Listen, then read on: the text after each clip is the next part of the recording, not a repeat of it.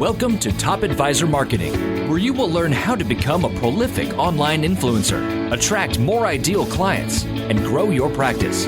Brought to you by Top Advisor Podcasting, a done-for-you podcasting solution built just for trusted advisors. And now, your co-hosts of Top Advisor Marketing, Kirk Lowe and Matt Halloran.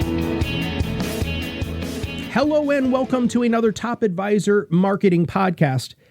You know, we get really lucky with our guests, and today is no different. Joe Calloway happens to be a leader himself, but he also helps leaders focus on what's truly important, inspiring new thinking and effective leadership, and motivates them to take action. Now, this guest has written a lot of books. And so first off, if you have not followed him on social media, make sure you also go to Amazon and download one of these. How many do you have, Joe? You have like 6 books, 5 books? Eighth book is about to come out, man. Eighth book. All right. Well, I guess I missed a couple of them. But what we're going to talk about today is becoming a category of one, how extraordinary companies transcend commodity and defy comparison, because everybody listening to this as a financial services professional knows that the commoditization of our industry is really not only helping us, not only not helping us as financial services professionals, but it's also misleading the general public. But he also has a couple other books, but the one that's coming out is The Leadership Mindset, right? That's your latest book? Correct. Yay. Yeah, it'll be out January 1st. Fantastic, which is right around the time that this podcast will come up. So, Joe, welcome to the show. Great to be here, Matt. Thanks for having me. I really am interested in picking your brain about the transcending commodity. One of the issues that we have is financial advisors sell service, not just advice, but service. And then there's all of these robo-advisors coming in and online platforms, E-Trade and do-it-yourselfer stuff, where we know that our general public makes horrible mistakes with their retirement. So help us try to decommoditize this. Yeah, and let me say this. I know that commoditization is a big issue in financial services, but let me assure you and everybody listening, it is a big issue everywhere in every business. There's if you were to walk into some business meeting and they were to say, our speaker just canceled, could you give a speech? Your opening line should be, how many of you are having to fight the effects of commoditization in your business? I don't care who it is. Every hand's going to go up. But it is becoming a more, I think, acutely important issue because of the reasons that you just gave. There's so much do-it-yourself out there. And the internet is a wonderful thing as far as informing people. But the flip side of that is people start thinking they know more than they do just because they've Googled a few things. And so a lot of what I do is work with and I used to work with mostly Fortune 500 companies. Now it's mostly small and independent businesses and independent business professionals and practices. And so how do you set yourself apart? And let me start with an idea that we can maybe kick around a little bit, which is I'm not a big fan of wow factors in terms of the occasional surprise that knocks somebody off their feet. I think the ultimate wow factor is when people are saying, wow, she gets it right every single time. Or, wow, I can always count on her to give me the information I need. So it comes back to relevance and value and consistency of performance. And if you can do that better than anybody else, you're a category of one. How do you define that, though? How do you quantify something that is unquantifiable? I don't know that you can quantify it, but because what we're talking, well, let me back up a little bit. I think defining value and defining relevance, you have to do that one client at a time. That's why, for example, I was working with a group of financial advisors just a couple of days ago, and we were talking about how do you turn, for example, social media into something that can actually drive some new business. And I asked them what they were doing, and a lot of them were posting golly, I mean, it was like cut and paste, Matt. They were posting information that anybody could get anywhere. And I said, look, instead of doing cookie cutter stuff, talk about what you think. Business, it's fascinating to me that either in spite of the internet, who knows, maybe because of the internet, maybe it's a backlash. I think business in many ways and value is being defined and being created on a more personal level than ever before. But to me, the tiebreaker always is going to be value. Are you creating maximum value for your client? And the greatest driver of business is word of mouth. Now, this is where you can use the internet to your advantage. I wrote a book called Magnetic, and that is largely about how you create new business by leveraging your existing customers, your existing client base. As I told the group the other night, it's not what you say about you that really is all that powerful. It's what other people are saying about you. So, and that goes back to, well, what kind of client experience are you creating that is driving the kind of word of mouth that'll drive new business to you? Well, Joe, I know that I didn't preface a lot about what we do here at Top Advisor Marketing, but that's actually our business model. So I think you just made my whole freaking month, dude, because this creating customized content that really has to speak to your level and area of expertise is exactly what we do for financial services professionals in the financial services industry. So you speaking about that, not just to financial advisors, but around the way that's our entire business model. Now, when you talk about that magnetic, right? What sort of techniques, or tell us a story of a client that you helped become a lot more magnetic to help them transcend that commodity? You know, there was one client that I had, which was a small business, a small retail business actually, and what they had done was, man, it's perfect that you mentioned your business model, because what they had done was sign up. They had partnered with some people, which was smart to partner. I'm a huge fan of partnering with professionals that can help you leverage and help you position in the marketplace. But what they had done is they had partnered with some people that were putting out, as I said before, kind of cookie cutter marketing, very, very generic. And they were not targeting. They were trying to reach as many people as possible with as generic a set of messaging as I've ever seen. And so what I did was say, wait a minute, let's sit down and think through. Let's do all this with a much greater level of intention and clarity and focus and purpose. And number one for them was to define who's your market and really narrow. They had fallen into the trap of, well, to get more business, we need to reach a lot more people. Actually, in their case, to get more business, they need to reach fewer people, but people that, and I mean, you know, this is like business 101 stuff, but it's interesting how many people make this kind of mistake. They needed to really, really spend some time on targeting their market and matching their particular expertise and their particular skill sets and products with that targeted market. And so what we ended up doing was getting them with a couple of new partnerships that did exactly what you said and let them go to market with their unique voice.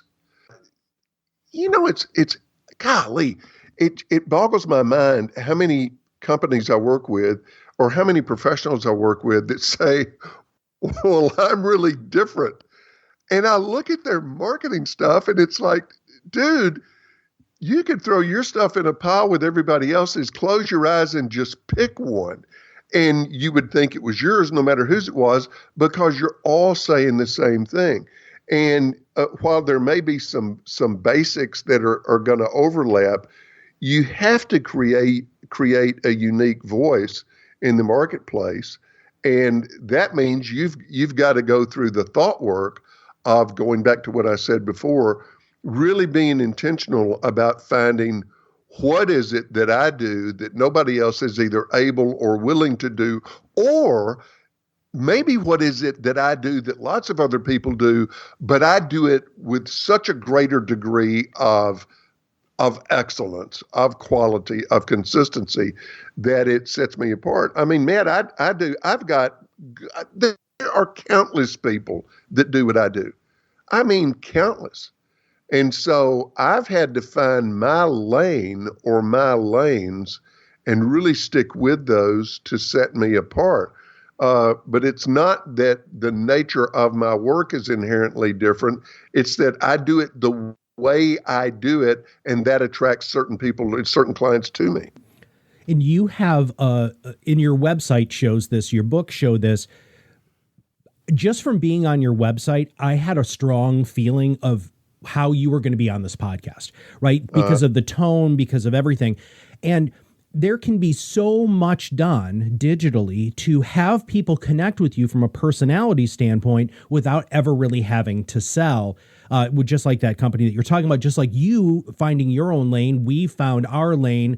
And even though that some very smaller minded business people will say, well, Matt or Joe, that's going to limit my ability to make more money. Do you agree with that statement? Do you think that level of specialization limits, or does it help? Well, I think it helps, but because, I mean, I just don't think you can try to be all things to all people and succeed anymore unless you truly or have a Walmart model that says, we've got the same thing as everybody else, but we're going to win on price. I mean, that's the only way you win as a commodity, is to be the lowest price. I don't know. I do not know how to play that game, and I don't want to play that game. It's just not the game that I play. And let me tell you something. You talk about my website. There are people that go to my website and they will say, very close to what you just said, they'll get in touch with me. And they say, we looked at your website, and just by the tone of the way you write about what you do, and there were some videos on there, we just felt like that we would get along, that we were of kind of the same mindset, and that you were somebody, and it's interesting, I really believe in this, that you were somebody that we would feel good hanging out with. And let me tell you something. I've had the same, for example, stockbroker for 36 years. I've had the same insurance agent, life agent, for 30 plus years. And part of the reason is I like hanging out with them. And my stockbroker and I first did business, Matt. We were, this was, we're talking decades ago. He was cold calling. He was just going down the list. And on about his second call to me, which he it was an appropriate length of time in between. I said, you sound like a good guy. I said, I don't have any money, but I might one of these days. So keep me on your list. Call me back, because you just sound like a good guy. Well, he called me back, and I had a little money, and he called me back again, and I had some more money. And as they say, the rest is history. But when you're dealing with something as emotionally driven as people's finances, then God, now I'm getting into cliche territory, but it's because it's true. They've got to like you, they've got to trust you, and your marketing's got to convey that. That deep, deep connection can begin just like your website helped that, your relationships begin with people inbound calling you and saying, Joe, I would love to hire you. Come do a workshop, come do a speech. We'd love to hire you as a consultant. We're finding the same thing in financial services, especially when it comes to podcasting, because all of the sudden they're hearing your voice. They get to feel like they know you, your pace, your pentameter, your inflection, all of those things, which help us make connections with other people. We personally think that podcasting is an amazing medium because it's evergreen content. It stays out there a long time. And the other great thing too, Joe, is you can't see how old a person is on a podcast. So if you shoot videos and that video is 10 years old, it's a 10-year-old video. But if it's 10-year-old podcast, unless, something majorly happens with your voice, you probably sound relatively the same. That's a great point. And the other thing is, here's a trap, Matt, that I see people fall into is I'll look at their marketing material or their promotional or sales material, or I'll listen to them in a sales situation, and it's obvious that they're working really hard at trying to sound or trying to write so that it seems professional. Well, to me, it's professional if it works. And a lot of times I'll say to somebody, okay, I read your stuff. Just talk to me about it. What are you trying to say? And I'll get them to be conversational. And I'll say, wait a minute. This is the way you should be communicating with people. Listen, every time I write a book, I find myself falling into that trap of, I'll go, wait a minute, I'm writing this the way I think it's supposed to sound. Go back and say it in my voice. Talk to people the way I talk to people. It's like, I don't assume a professional sound when I'm with you on this podcast. No, we're just talking, because that's what ultimately gets me business. And let me tell you, it can work the other way too, which is fine. Sometimes people will be exposed to my website, or I do a lot of social media work. I do a lot of blogs. I do a lot of posting on social media. And there are people that are going to read it and go, this guy's not my cup of tea. That's fine. Then we shouldn't be working together. But I got a message from LinkedIn day before yesterday, a woman with a company in Georgia, north of Atlanta, and she said, we've been following your posts on LinkedIn, and you are talking our language. You talk about the things that we need to be better at and that we need help with. Let's talk about bringing you in and doing some work with us. And it was purely from reading those posts, but I do them in my voice. I'm just sitting here with a huge cheesy grin on my face, because what you're saying is it's just nice to know that we are not insane. Because that's exactly what's happening. What I tell people when they partner, when they get help with their marketing, which just about everybody does, find somebody that's interested in finding out who you are and what you're about, so they can then convey that to the marketplace instead of just a generic cookie cutter approach. Well, let me ask you this. So this is a tough question. Well, it probably isn't going to be for you, but it would be for a lot of people, which is, how patient do you need to be?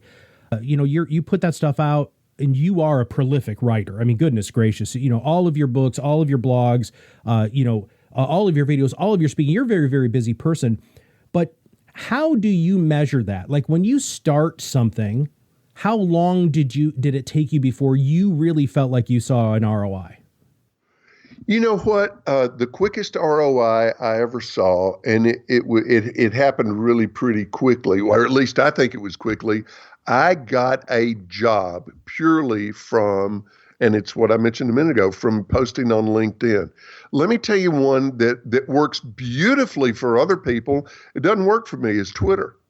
And I'll post on Twitter sometimes, but it's almost just to have a presence there in case that's somebody's, chosen platform, channel that they want to follow people. Well, I'm on there, but I think you have to find your lane, and you have to determine, where's my tribe? Where are the people that might possibly want to do business with me? Where are they hanging out? And that's where you have to go. But you mentioned patience, and you got to be patient. And you can't just do one thing. I mean, you've got to have lots of things going on to generate business. One of the things that I do is, if somebody says, I like your work, I say, hey, would you post that? Wherever you hang out on social media, would you post that? And I'll ask them, I'll say, if you're on LinkedIn, would you put it on LinkedIn? Just could talk. I mean, not a plug. Don't do an ad for me, but let's just, if you want to talk about the experience you've had with our company, that would be great. But you do have to be patient. I'm in a business that's really hard to break into, and lots of people want to break into it. But boy, you've got to be willing to do the work and do it consistently and do it well for a good long time before you're really going to start to see a return from it. When you post your blogs and you're writing, especially on social media, because people can buy your book, right? So there's a transaction there. But when you're blogging and things like that, how much do you give away? Well, every blog, my intention is to give away something of value.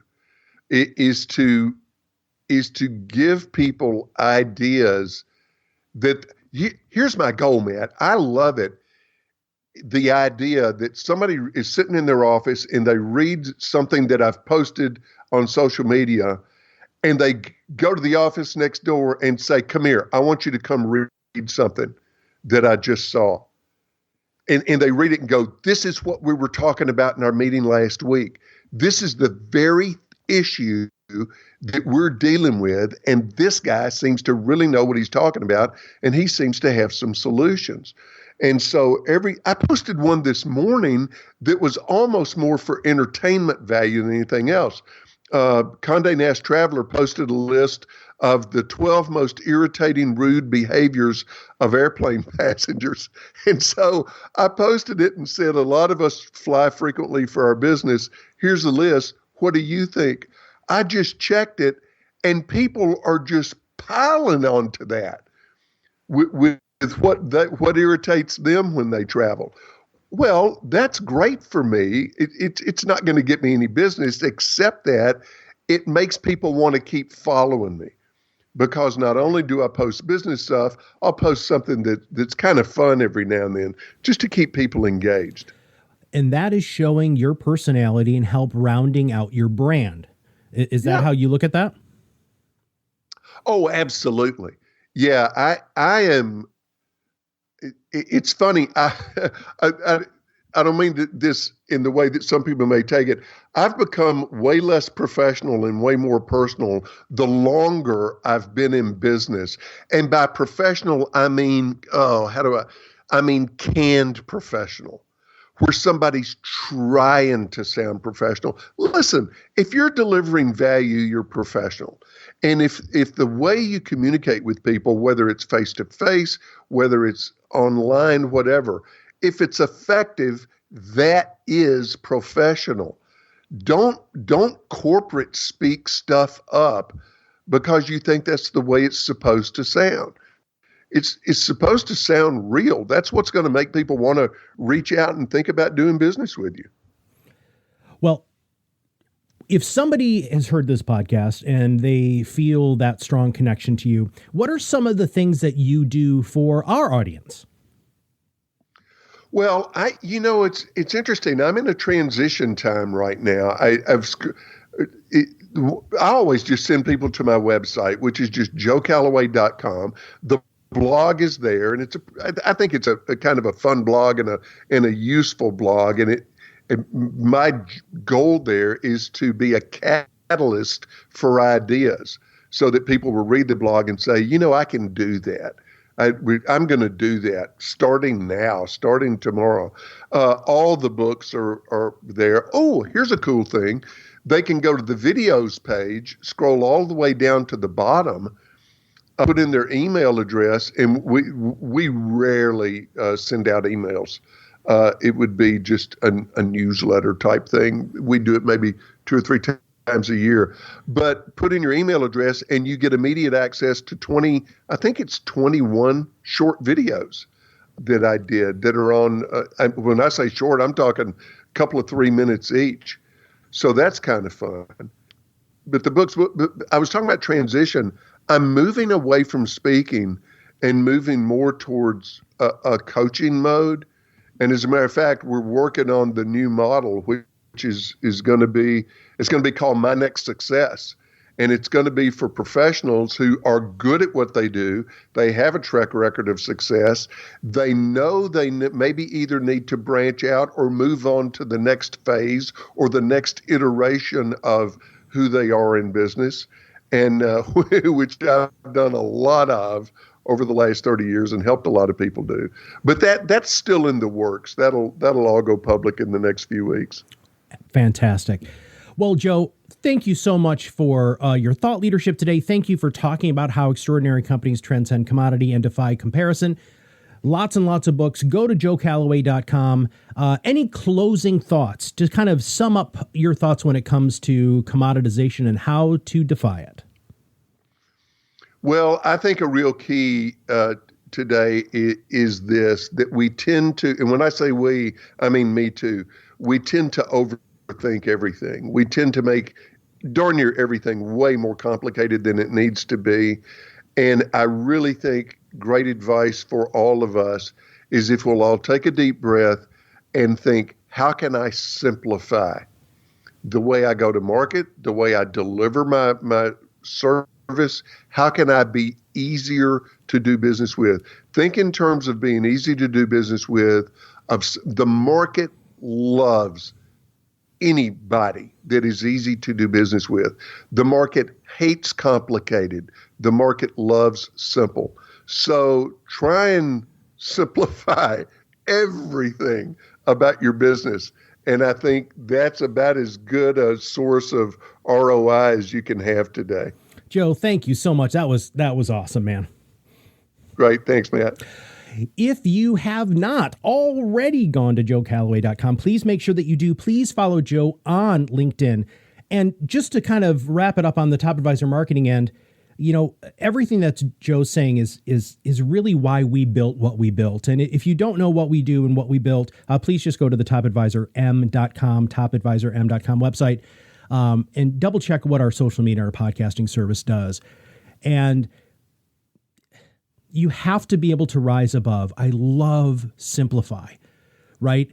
One of the reasons why Amazon is killing it right now is because you have one-click shopping, right? Try to figure out how you as a financial services professional can make all of your client-facing, especially during the prospecting phase and an onboarding phase of a new client, what you can do to make that whole experience more simple, more fun, and just a better way for you to build a relationship with them.